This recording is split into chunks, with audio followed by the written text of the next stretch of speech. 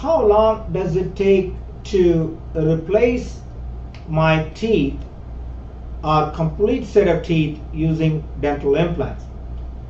We do this all day long in our office, and sometimes it could be a simple process. It takes about 3 months, or we call it even the same day teeth. You can come in, you can get all the teeth removed, you can have implant placed, and then you can get the teeth on the same day, which may be temporary teeth. By the time you finish that with the permanent teeth, it may be about 2 months to 3 months. Or sometimes we got patients who have severe infection of the mouth. You can't even place or imagine placing an implant.